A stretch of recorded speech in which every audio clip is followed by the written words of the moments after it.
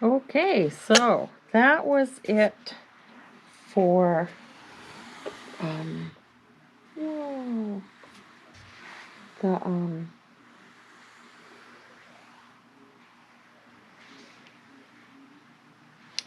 for the invisible thread.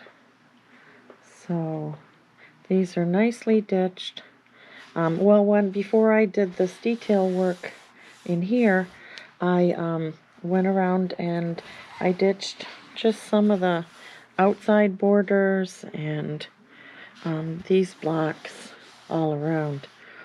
So that's that for this. Now I'm going to change thread to a nice visible white thread, and we'll go from there. So hang in there with me. I'll be right back. We'll do the borders and we'll do these rectangle blocks here. Okay, let me change thread.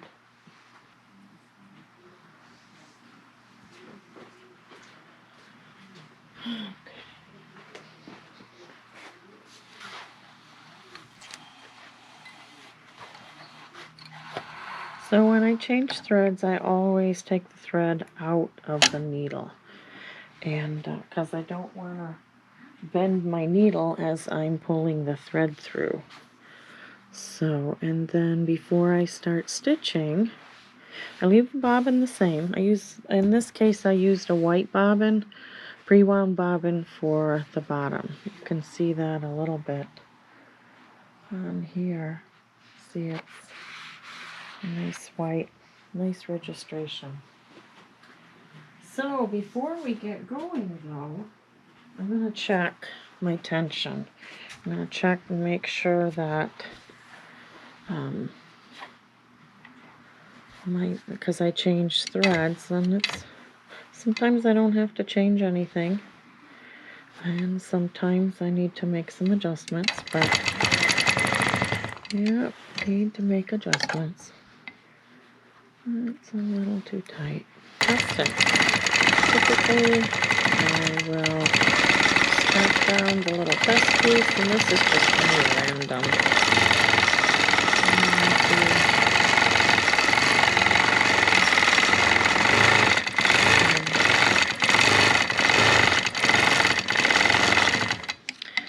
So when I test tension, I will secure the outside edge, and then I will do circles and points, because you can test tension on circles and points the best. And see, I have nice registration on my points and nice registration on my circles. I don't know how well you can see that there, but that looks good. We are good to go. So I am gonna break my thread.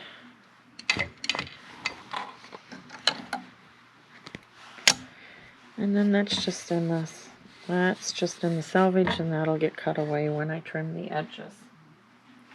So we're gonna hook back up because it keeps and since we're here, we'll go ahead and do the bottom. I'll advance the quilt a little bit so I don't run into anything. And now the top and the bottom here have already been secured with my invisible thread. That was just part of stabilizing this quilt. So now we'll do those X's. And I have a variety of straight edge rulers. This happens to be from Linda Hirka, the quilted pineapple. I don't know if you can see that there. I love her rulers. And a good ruler has etched. You can feel the etching. That acrylic has etches, and it's a pressed glass, which gives it this green hue, which means you can see these lines, these etched lines, no matter if you're on a dark fabric or a light fabric. So if you're looking to buy rulers, templates of any kind, look for that. Also, kind of minimal markings. These have half-inch lines and quarter-inch lines. And I like the inch numbers on the bottom. So this is one of my favorite rulers. So it looks like this is not going to be quite long enough to do my diagonals. So I'm going to move up and use my longer ruler. This is was a 5-inch ruler. This is a 12-inch ruler. And here we go. Remember when we drew it? Now when you place your ruler, you want to have your ruler a 1/4 inch away from the point that you want to get to, because that foot is going to push you a 1/4 inch away. I'm going to go here. We'll go up, down, across.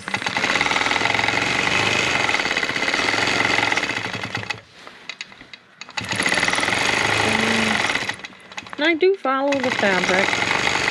You know, if there's a gap there, then I respect that. Sometimes you can see it, sometimes you can't. If you can't, no big deal. But if you can, definitely follow along in those lines. Oh, and I am getting a better microphone, so it's not here yet. So just hang in there with me. I'll try not to talk while the machine is moving.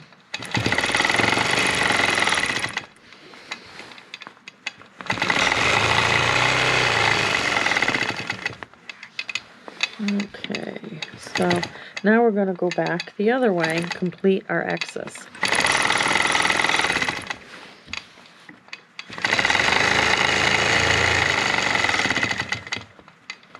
And, oh, I guess I could have waited on doing this first.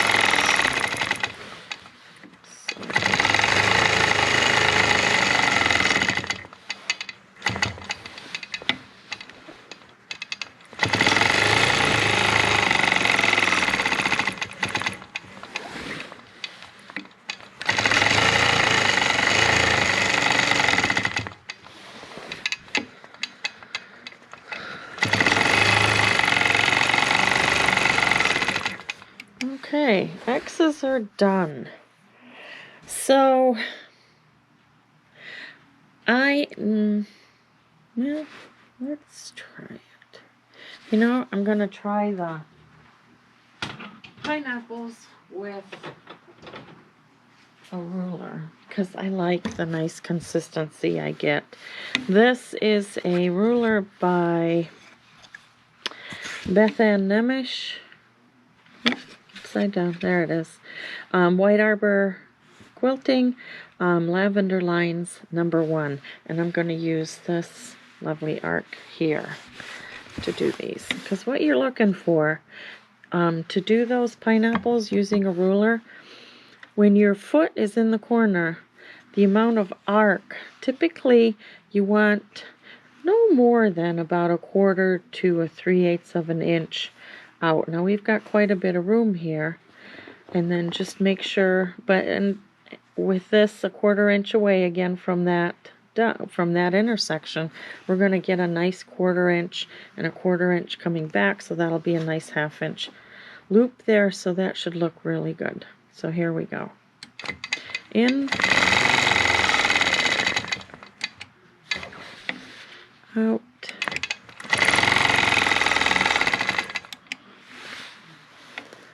over. We're going to need a bigger ruler for the over. So, let's see. Again, yeah, oh, that's 2.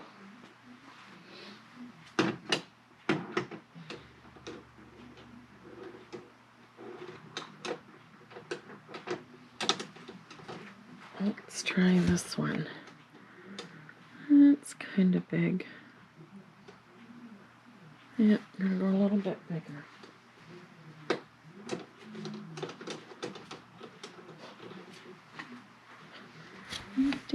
No, that's pretty good. Okay, so this is the QP Curve by, it's kind of a big one, QP Curve by Linda Herka too, quiltedpineapple.com. So again, I'm looking for a ruler that's maybe 1/4 inch, and this one's still kind of high. But let's see what it looks like. I'm trying not to overlap here, so let's get a bit bigger one.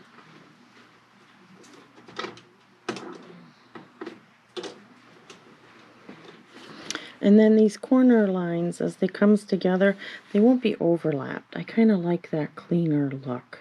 So this is a 20 inch, and 20 inch means that this curve right here, if you were to butt it all the way around, this number 20 means this would create a 20 inch circle. Okay, so that would be a 20 inch diameter circle. So that's what the numbers mean on these rulers. So let's try this one. Yay! That works. Alright. Cool. So while we have this here, let's just do the whole thing, because it's just these outside ones that are gonna fudge it a little. There we go. We'll get these outside ones done, and then we'll work on the rest. I might have to do a little bit.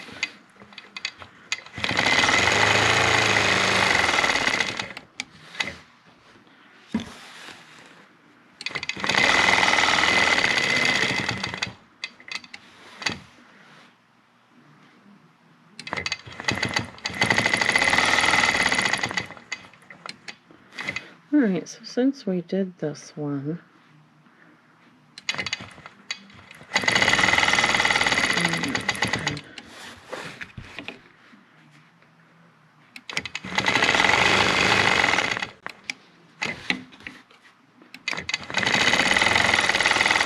oops.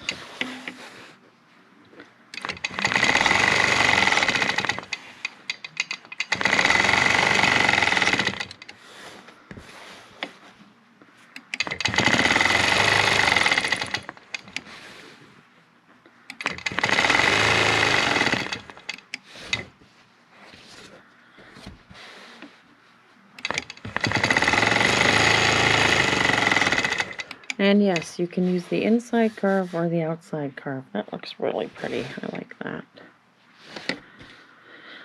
So,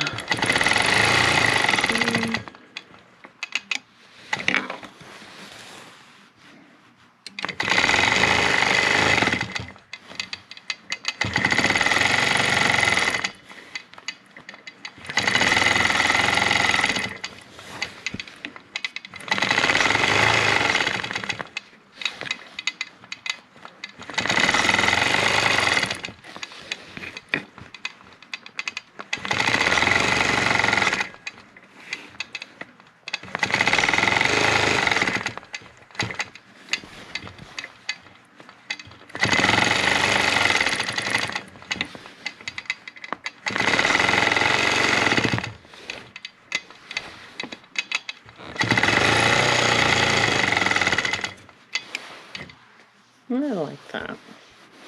That's looking pretty good.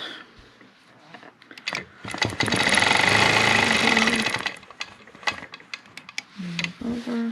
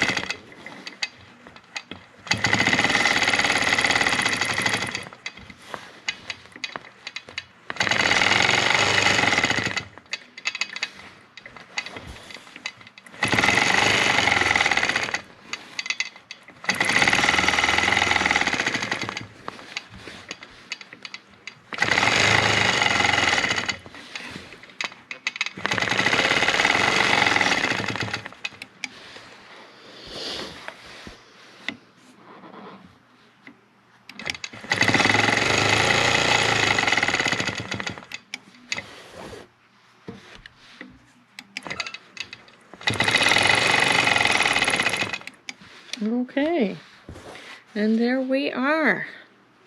Let's tie that off.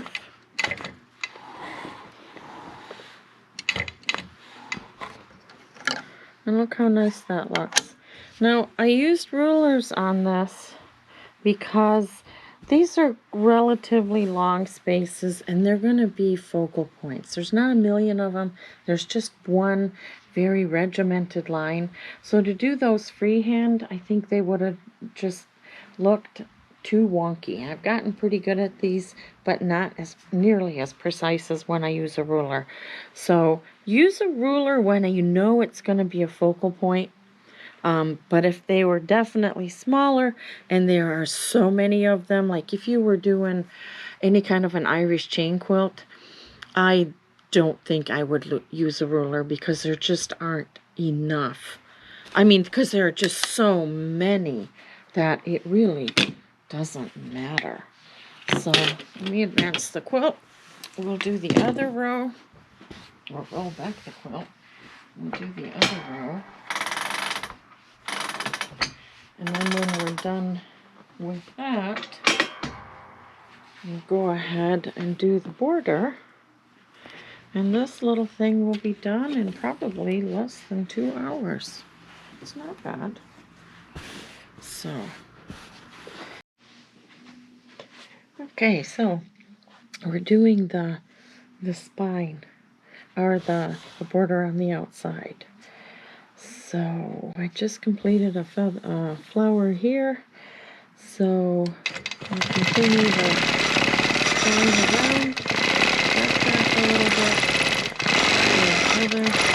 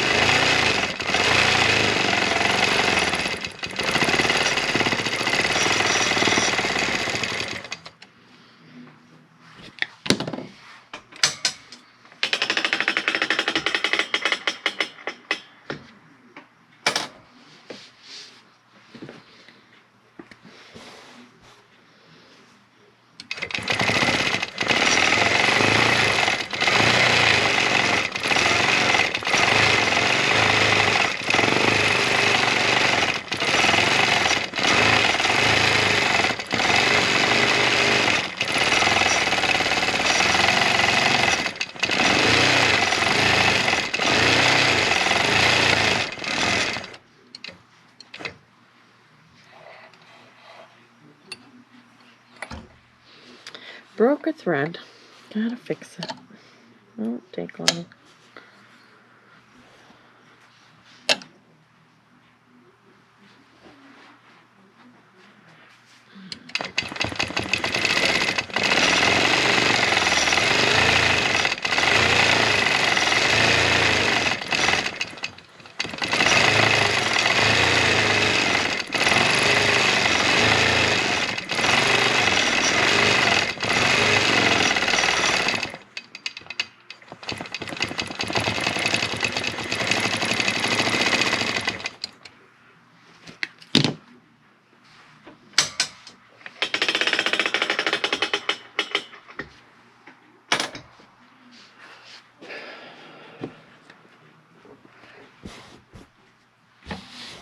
I have a very short throat.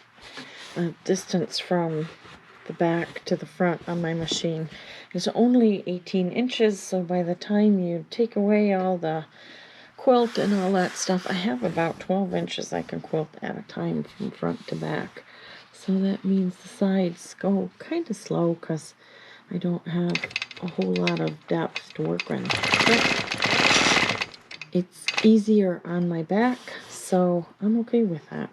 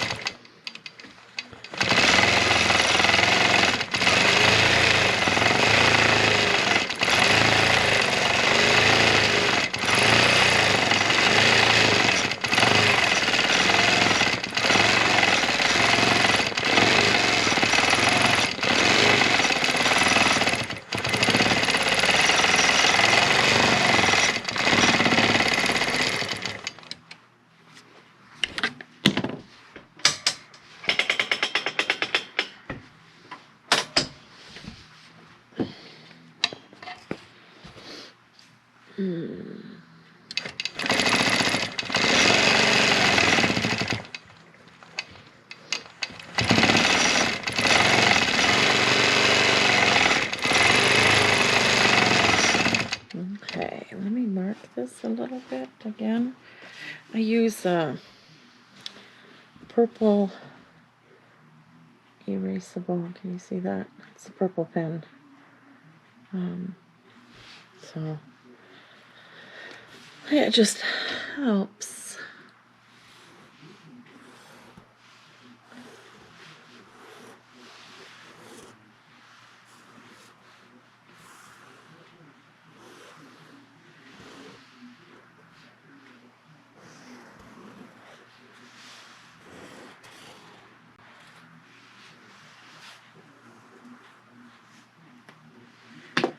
Okay, there we are. So delete that.